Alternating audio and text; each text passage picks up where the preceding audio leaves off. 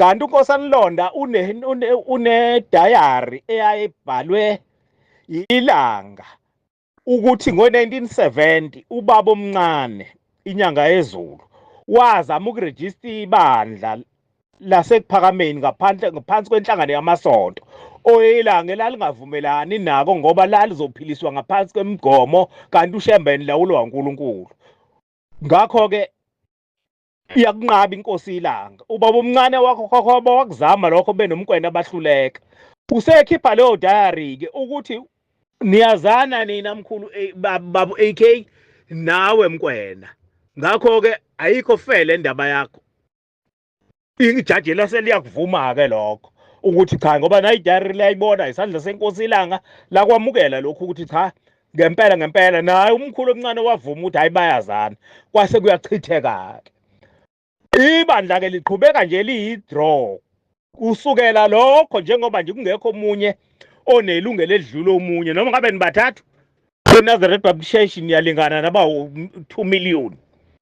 Enhlakazi yoba sinyuka sonke njengoba mukho umuntu okuyena njengamanje onelungelo leNazareth Baptist Church. Kungakho ke umbango ula ukhona.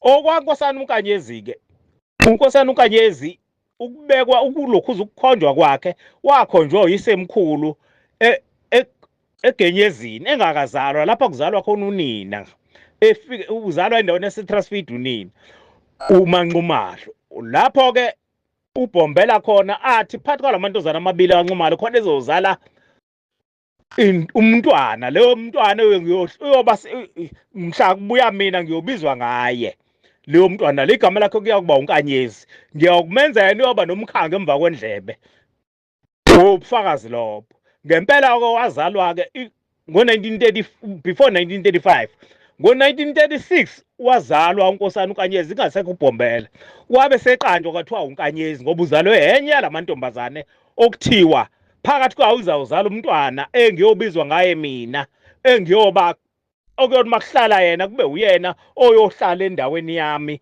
oyoba inkosi emva kwami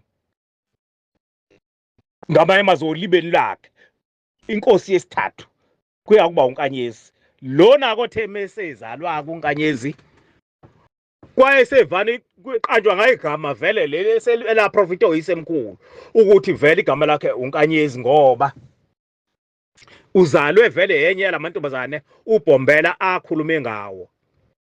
Ziningi izinto ngingayibala kushona ilanga izinto uBhombela azishilo ngaye uNkosana uNkanyezi nangonini uManqumalo egospel kuningi kungafanele ngiqale phansi mase ngikhuluma lakho njengamanje nje mina ngixoxa ngomlando nje ngiyawukhala phana lapha phezulu angijulile emlandweni wonke ukuthi kwenzakalani. Ngakho ke ukuhlala wakhe naye ubelande hambisana noyise umkhulu AK ngoba azi ukuthi uyise umkhulu AK uyena umuntu ombambele nazo mbeka emva kwakhe. Okungabanga kusenzeka ke wahamba ngo1993 uNkosana uNkanyezi wasala umkhulu wahamba ngo1995 inyanga izulu September. Lokho okwase kudida isimo ke kodwa mhla efihlo mawulandela icassette noma ivideo makuthi bangaka addict elami icassette elidala le video linayo lo nkulumo yomfihlo wenyanga yezulu lapho khona owethinywe yisilo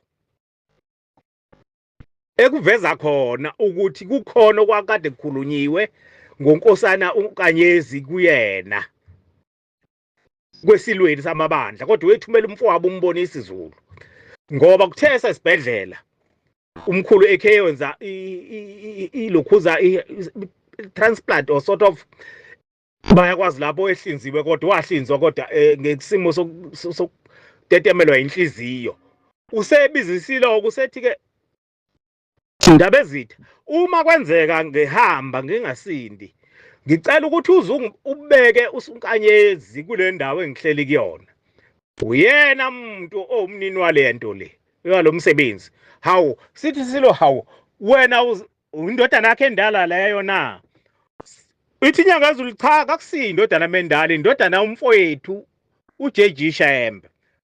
Hawu, kungani wena uzele na nginabo abafana kodwa umnini walento unkanyezi.